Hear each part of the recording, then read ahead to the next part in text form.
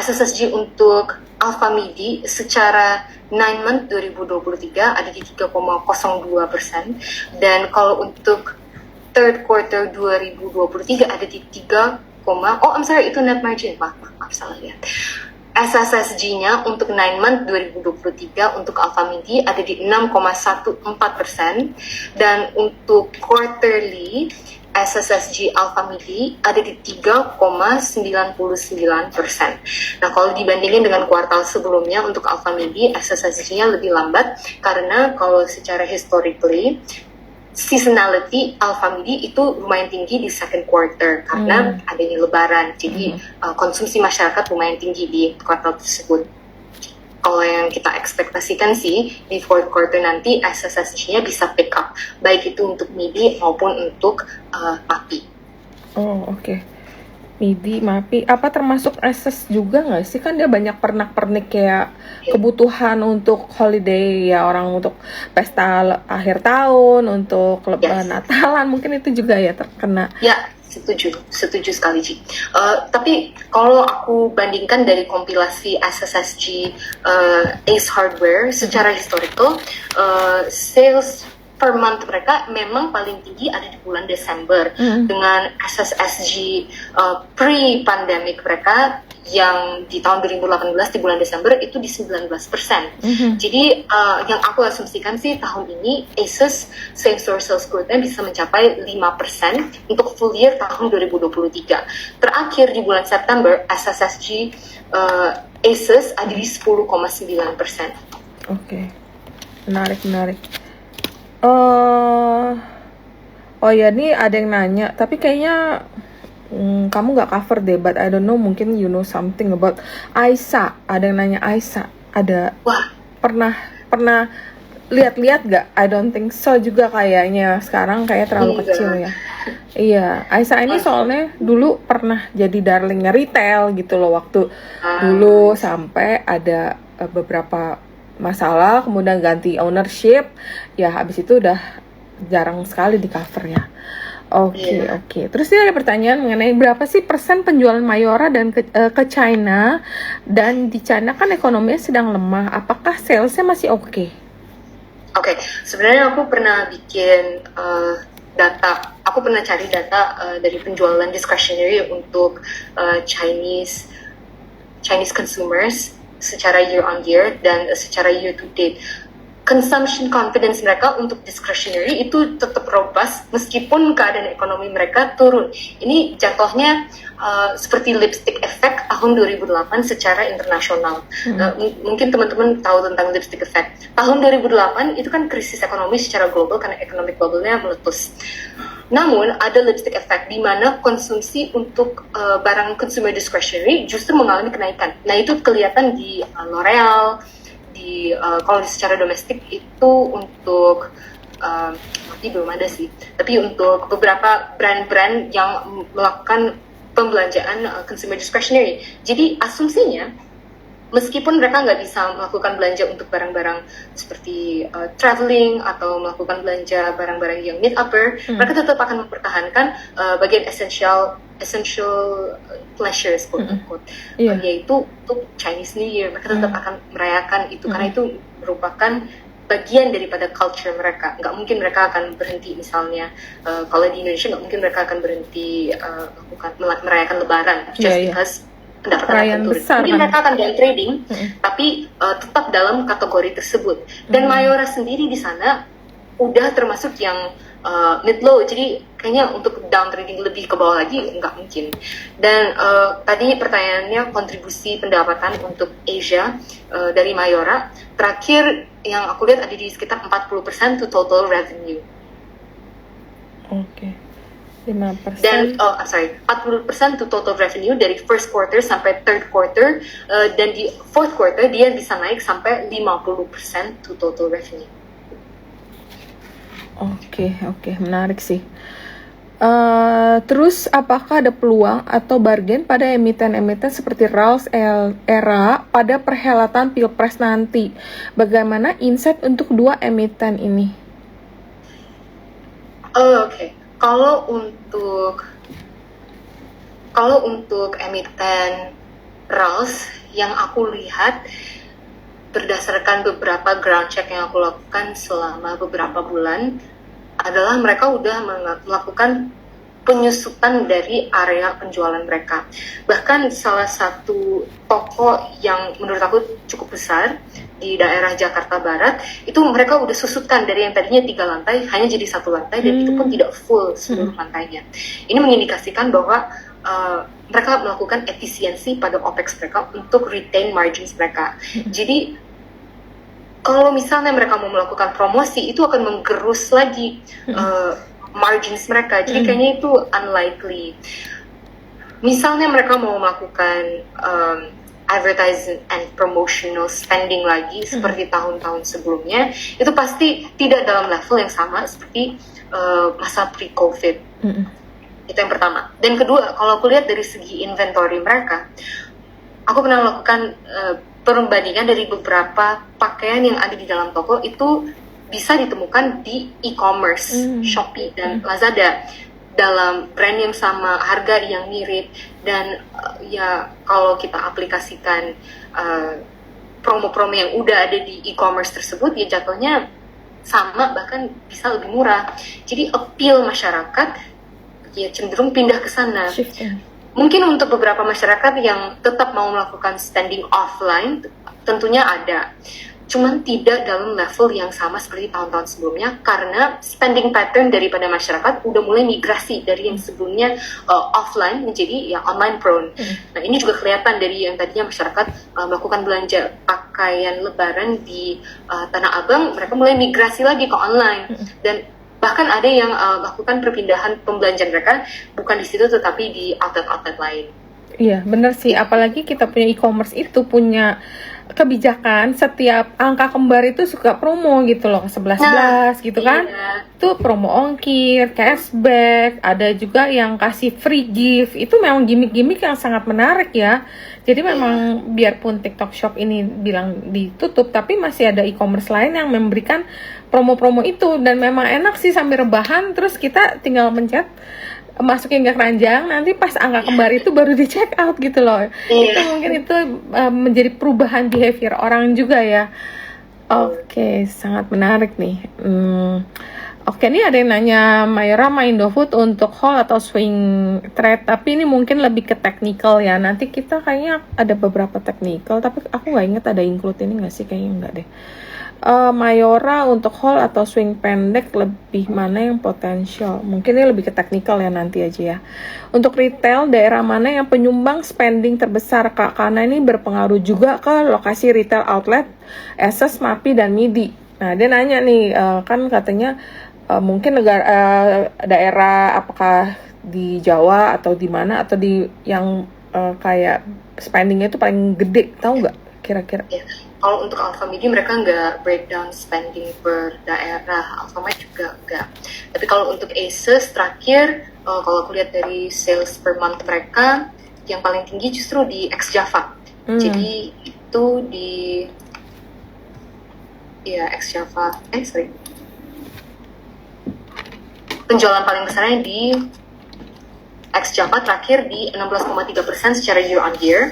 Sedangkan yang kedua ada di Java ex Jakarta, dan ketiga justru Jakarta. Nah, ini mungkin karena beberapa alasan. Pertama, karena volume penjualan di ex Java lebih besar dibandingkan di Java, dan kedua karena outlet-outlet untuk melakukan pembelanjaan dari barang-barang yang unik seperti yang ada di dalam Ace Hardware nggak sebanyak dan nggak sevariatif yang ada di daerah-daerah Java dan di Jakarta. Oke. Oh ya, kita kan kalau ngomongin outlet ya, seperti kita tahu Uniqlo itu kan buka outlet yang cukup gede ya. Itu ada impact nggak sih ke retailers yang mid to high ini kayak MAPI, terutama kayak MAPI yang mungkin lebih mirip ya, karena kan sama-sama di pakaian. Iya, I agree Ci. Jadi kalau untuk Uniqlo ini sendiri kan dia lebih menjual, dia nggak menjual brandnya, dia menjual potongan dari bajunya yang unik, dia menjual bajunya yang timeless. Sedangkan kalau barang-barang yang dijual MAPI itu mereka menjual brandnya. Misalnya kita pergi ke Adidas atau Zara atau ke brand-brand yang ada di dalam MAPI untuk brandnya. Kita membeli baju Nike karena mereknya Nike, kita tahu Nike. Oh, yes. Kan kita pergi ke Uniqlo ya karena kita butuh satu potongan baju yang spesifik yang kita tahu pasti ada di dalam Uniqlo. Jadi itu segmen tersendiri. Oh, beda. Tapi tidak dipungkiri bahwa ini tetap masuk dalam kategori masyarakat yang sama, target-targetnya sama. Iya, misalnya kayak Uniqlo kita kesana banyak sih kayak terutama untuk first time travelers ya, mereka akan cari kayak baju penghangat, baju buat pergi ke winter itu kan pasti nyari ke sana dulu karena dia bisa dapat semua dari long john-nya sampai luarannya, outernya, kaos kaki semua ada. Itu pasti ke Uniqlo. Tapi kalau kita ke Zara itu spesifik untuk nyari desain, cari fashion karena kan dia sekarang dari yang mungkin dulu per musim ya, jadi summer terus nanti dia ke autumn, tapi sekarang MAPI sudah berubah menjadi fast fashion, istilahnya setiap berapa minggu sekali akan ada model baru dan kita tuh kalau masalah masuk pasti ada aja yang baru gitu loh, jadi berubah menjadi fast fashion ya, itu yang mungkin membuat kinerjanya MAPI juga sangat menarik ya. Iya, setuju Ci. Dan sekarang itu menjadi salah satu selling appeal daripada MAPI dengan adanya beberapa brand baru. Nah, salah satu brand yang baru yang masuk itu namanya MLB. Itu cukup populer di Korea Selatan. Iya. Topinya, terus sepatu cats-nya juga ya, banyak yang suka sih. Memang dulu tuh kalau kita nyari susah banget, jadi harus antara just tip atau pas kita lagi pergi ke luar negeri baru ketemu. Sekarang kita udah bisa beli di GI juga ada store-nya, banyak sih, itu cukup cepet juga loh, tahu-tahu udah banyak. Dan kemarin tuh mereka sempat pameran di tengahnya GI cukup lama loh. Iya. Oh, cerita datang juga ya. Aku kan setiap minggu suka ke GI pulang kerja tuh hampir. Jadi wah gila, berani juga nih, lama loh, ada dua kali Friday kayaknya aku ketemu di sana. Iya. Terus mereka standingnya masih cukup robust. Terus negara ekspor. Oh, ini kalau batu bara dan ini nanti kita bahasnya nanti dengan analis yang lain karena kita lagi bahas consumer. Mana ya? Oh, ini ada yang nanya. Jadi Kalista stock picknya Mayora and MIDI. Iya, itu salah satu stock picknya. Mungkin saya bisa share lagi. Iya.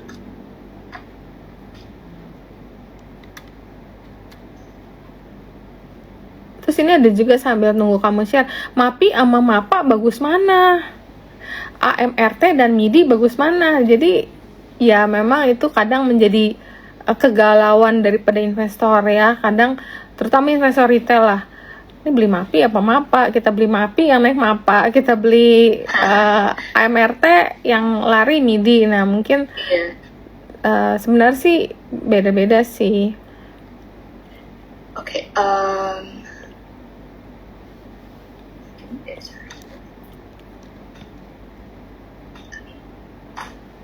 Oke, jadi kalau dari sektor retail, topik kita masih MAPI, itu yang top 2. Kalau dibandingkan dengan AMRT, kita prefernya yang pertama MIDI, karena kalau dilihat secara fundamental, margins dari Alpha MIDI lebih tebal dibandingkan dengan Alfamart. Karena pertama mereka peningkatan daripada outletnya cukup rapid. Di tahun ini aja mereka udah buka sekitar 400 Lawson stores dan itu marginnya lebih besar daripada Alpha MIDI sendiri. Nah, dengan ada peningkatan dari outlet Lawson ini, overall margins daripada Alpha MIDI kan bisa naik. Jadi dengan rencana perusahaan untuk menambahkan gerai-gerai Lawson dalam beberapa tahun ke depan, itu bisa menjadi outlook positif untuk margin expansion dari si Alpha MIDI tersebut.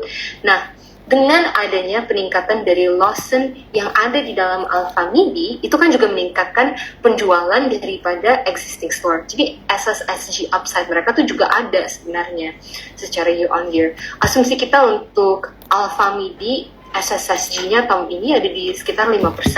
Namun guidance daripada manajemen ada di sekitar level yang sama. So kita ekspektasikan di tahun ini dan tahun depan upside push daripada Alpha MIDI dari segi margins itu ya agak lebih tebal daripada Alfamart.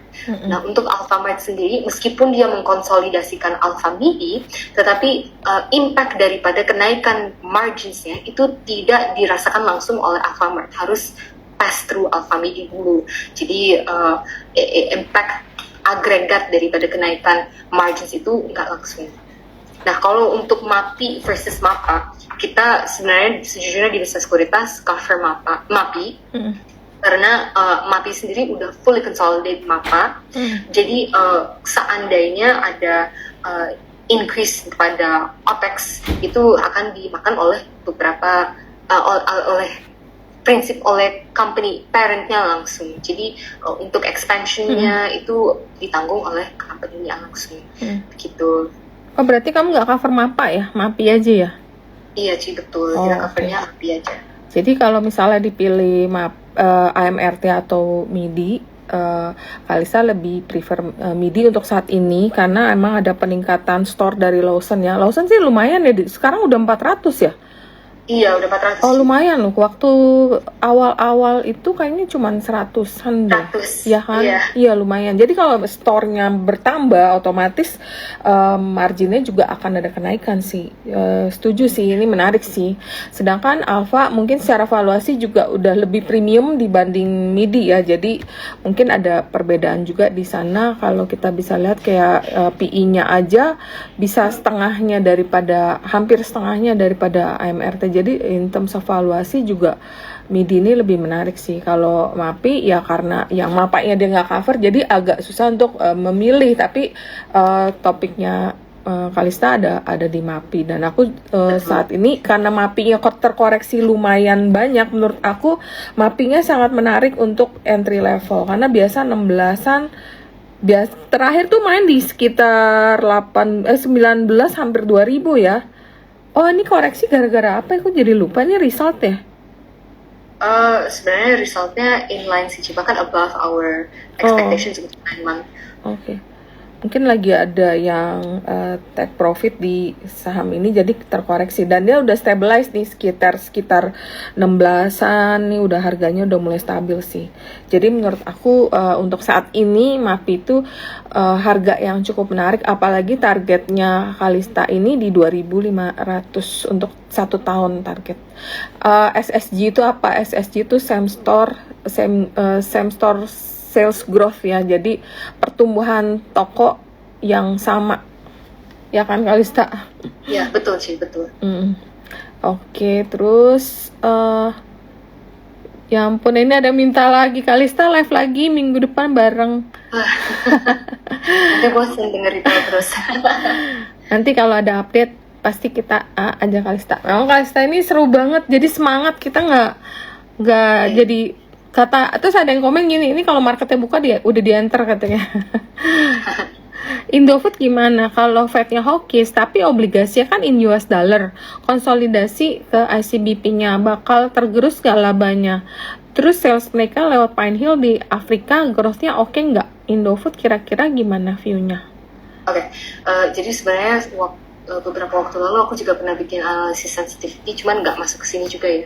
Jadi untuk setiap kenaikan 1% USD IDR dari Indofood ICBP itu sebenarnya ada impact-nya ke company-nya. Cuman kembali lagi mereka memiliki deals yang cukup kuat dengan principles. Jadi dengan adanya kenaikan daripada commodities ataupun daripada foreign exchange, itu mereka mampu untuk stomach the losses. Dan kalaupun mereka perlu mengaplikasikan efisiensi ataupun melakukan price adjustment atau pass on cost ke consumer, itu mereka bisa lakukan meskipun nggak seefisien atau secepat seperti emiten retail yang bisa dilakukan dalam hitungan beberapa bulan.